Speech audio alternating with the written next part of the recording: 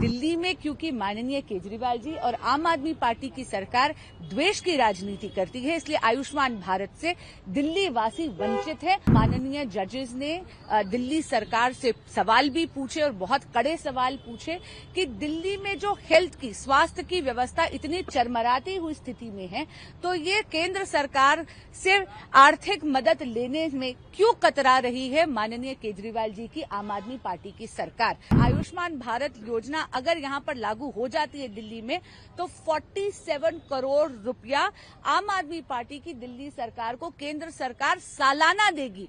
लेकिन माननीय केजरीवाल जी और आम आदमी पार्टी की सरकार अपने राजनीतिक स्वार्थ के लिए दिल्ली वासियों की बलि चढ़ा रही है। आयुष्मान भारत आदरणीय प्रधानमंत्री श्री नरेंद्र मोदी जी द्वारा लॉन्च करी हुई एक बहुत ही जन कल्याणकारी योजना है, जिसके तहत 5 लाख रुपए का सालाना हेल्थ कवर बेनिफिशियरी को मिलता है। 29 अक्टूबर 2024 पर आदरणीय प्रधानमंत्री श्री नरेंद्र मोदी जी ने इस योजना में लाभार्थियों का आयाम बड़ा कर दिया और देश का प्रत्येक वरिष्ठ नागरिक यानी सीनियर सिटीजन जो 70 बरस की उम्र से बड़े हैं, उनको भी इस स्कीम में लाया गया है। और इससे उनकी आर्थिक स्थिति, उनकी इकोनॉमिक बैकग्राउंड, उनकी सोशल बैकग्राउंड से कोई लेना देना नहीं है। भारत का प्रत्येक बुजुर्ग 70 बरस से बड़ी आयु का लाभार्थी बनता है आयुष्मान भारत में। देश में 36 में से 33 स्टेट्स और यूनियन टेरिटरीज में ये स्कीम लागू है, लेकिन दुर्भाग्यपूर्ण बात यह है कि दिल्ली में क्योंकि माननीय केजरीवाल जी और आम आदमी पार्टी की सरकार द्वेष की राजनीति करती है, इसलिए आयुष्मान भारत से दिल्ली वासी वंचित है। वो योजना यहां पर आपकी सरकार लागू नहीं होने देती। इसीलिए दिल्ली में 7 सांसदों ने दिल्ली हाईकोर्ट का दरवाजा खटखटाया है। आज इस केस की सुनवाई थी।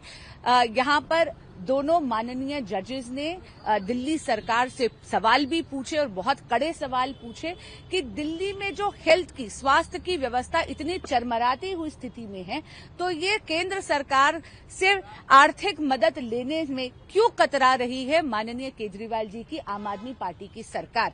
सुनवाई अब कल होगी। सर, कोर्ट ने ये भी कहा कि दिल्ली के जो हेल्थ सेक्रेटरी और हेल्थ मिनिस्टर हैं वो आपस में बात नहीं करते हैं। अस्पतालों की हालत जो है बहुत खस्ता है, बेड नहीं है, इंफ्रास्ट्रक्चर नहीं है, मशीनें काम नहीं कर रही। सर जी बिल्कुल, कोर्ट ने ये भी ऑब्जर्व करा कि इतनी ज्यादा बुरी हालत है कि ना तो मंत्री यहाँ पे जो स्वास्थ्य मंत्री हैं वो किसी बात का संज्ञान नहीं ले रहे हैं। उन्होंने ये भी उदाहरण दिया कि अगर किसी व्यक्ति का स्कल फ्रैक्चर हो जाए तो यहाँ पर सीटी स्कैन करने की मशीनें भी नहीं हैं।